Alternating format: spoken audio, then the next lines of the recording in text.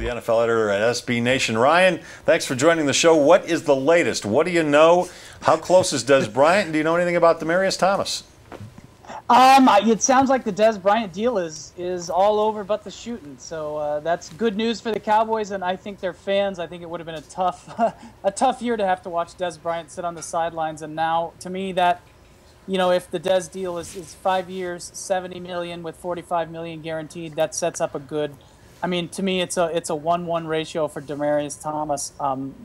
They're equally valuable receivers, equally talented. Similar skill sets, similar builds. I mean, they're a lot alike in a lot of ways, and I think the contract numbers should be a lot alike when it's all said and done, too. Ryan, with the Dallas Cowboys being talked about as a Super Bowl contender for the first time in a long time, and the loss of DeMarco Murray, didn't the Cowboys have to sign Dez Bryant? Yeah, they really did. I mean, that would have been a tough sell to a pretty desperate fan base, to lose DeMarco Murray. To go into the season with Terrence Williams and Cole Beasley as your number 1 and 2 receivers, and that really changes the scope of things on the field. And I don't think the Cowboys without Dez Bryant this season would be a playoff caliber team. You may not have heard it, Ryan, but I was talking earlier about the comparison to Calvin Johnson. That's 2013 money. And so, yes, they're neither one, I believe, in a class with him. But you wrote an article about why they're worth at least $40 million guaranteed. And let's get to the heart of the matter, that it doesn't matter if they get 50 years and $500 billion, it's the guarantee money. Why did you think they were worth $40 million guaranteed? Was there a Calvin Johnson connection in there at all? Yeah, I mean, if you look at it, the Calvin Johnson deal is sort of set, and I think it's kind of an artificial ceiling because the market's changed a little bit for the price of wide receivers. But the $48 million guaranteed that Calvin Johnson got in 2012, you can argue it was too much. You can argue it was not enough. But I think the price of receivers has just come down a little bit since then. I mean, teams are less willing to commit, that much of a percentage of their cap space to a single player like a wide receiver. And they're very good wide receivers, no question about that. They change the scope of the game when they're on the field. But, teams can also get by with it. It's not like a quarterback where you can't, the difference between a Tony Romo and a Brandon Weeden or something like that on the field. So, I think $40 million was a very reasonable number. I mean, Tom Condon certainly got a smile at getting $45 million guaranteed from the Cowboys. That's honestly more than I thought they would get, based on sort of the back and forth we've heard, in the press in the last couple of weeks.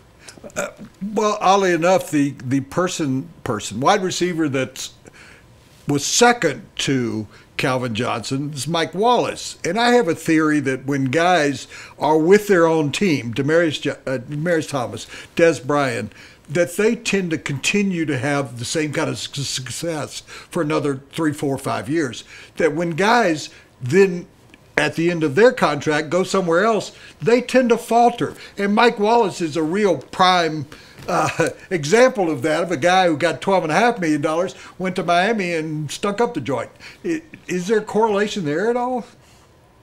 Yeah, and I think that's part of the reason, too. You've seen a little bit of a down market since the Wallace deal in 2013 for wide receivers, because it's a little bit more of a crapshoot, and I think a lot of teams are smart not to emulate the front office decisions of the Miami Dolphins of the last few years, too. So there's you saw a similar thing with Santonio Holmes going from Pittsburgh to the Jets when he did too. Eric Decker.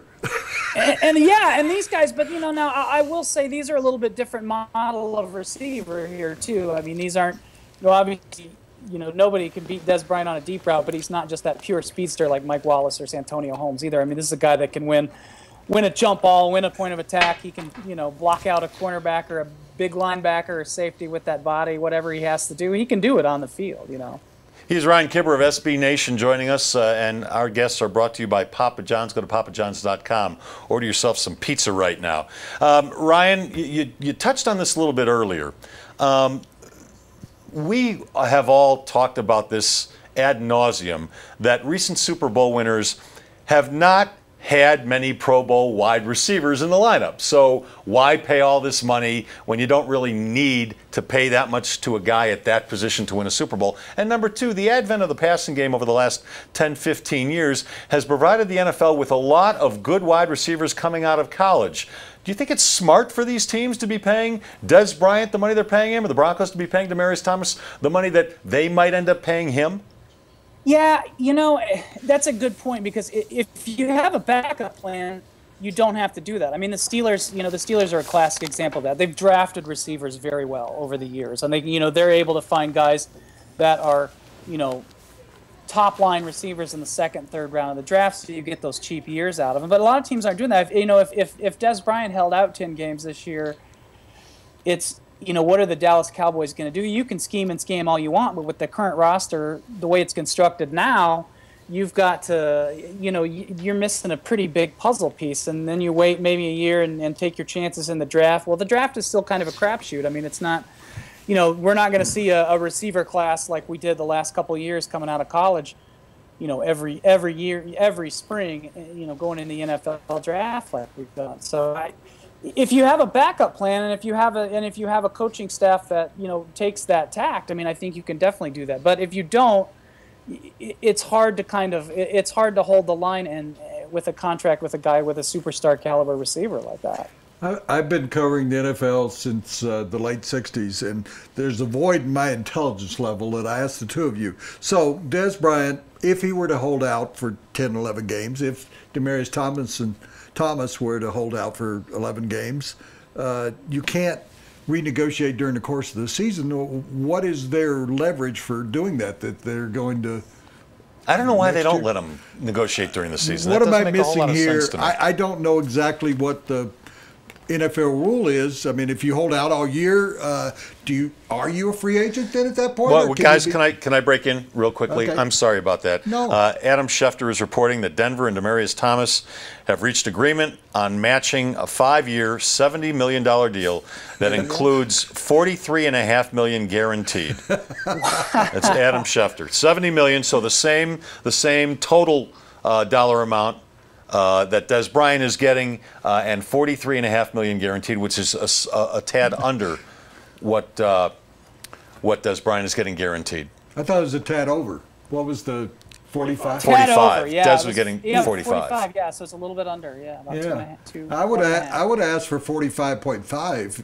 Isn't that what happened? That happened with a Arizona cornerback. He wanted a little bit more than what Sherman was getting, I think. So that's kind of what we've been saying all along, and I'm sure you would assume that too, that once Dez Bryant made his deal, Demaryius would follow, because his agent, I checked his agent, I forgot his name because I want to, but his agent has never been a leader in these deals. He's always a guy that kind of sees what the market bears, and he has his guy sign up for whatever the market has created. Yeah, and and the interesting thing with Dez Bryant is he fired Eugene Parker last fall, for the second time. His agent, his former agent, Eugene Parker, and brought in Rock Nation, but then Rock Nation brought in Tom Condon, who doesn't really work, who works for CAA, but is sort of like an attached arrangement with Rock Nation, because, Tom Condon, it's a heavy hitter in the agent business. There's a guy that, if anyone can negotiate you $45 million in guaranteed money, that's the guy that you'd probably want in your corner, too. All right, so Ryan, hey, Cowboy, we should point out Adam Schefter has Tom Condon as an agent, too. So Ryan, now that Dez Bryant and Demaryius Thomas are signed, Cowboys versus Broncos in the Super Bowl?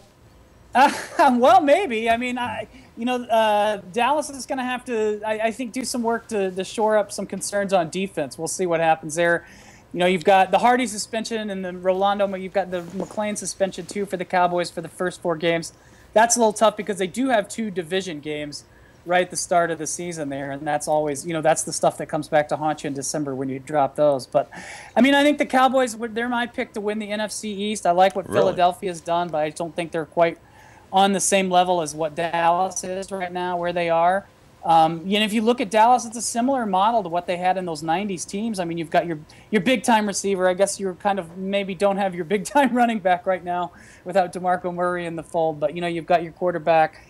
And we'll see. Their secondary looks like a better pass rush they've got this year, and of course that offensive line is really, it's just an impressive group all around, and Denver too. And these are both teams that are under a lot of pressure to win this year too. Yeah, you got a great wall and a great ceiling. I love the color blue. And thank you. I'll let my wife know. It's our Hey Ryan, really appreciate it. Really appreciate you doing it at the last second. Ryan Van Bibber of SB Nation. What's your Twitter handle? Hey, you can follow me at JustRVB. That's easy enough. And, of course, at SB Nation. Thanks, Ryan. We'll talk to you soon. Hey, thanks for having me on, guys. All right.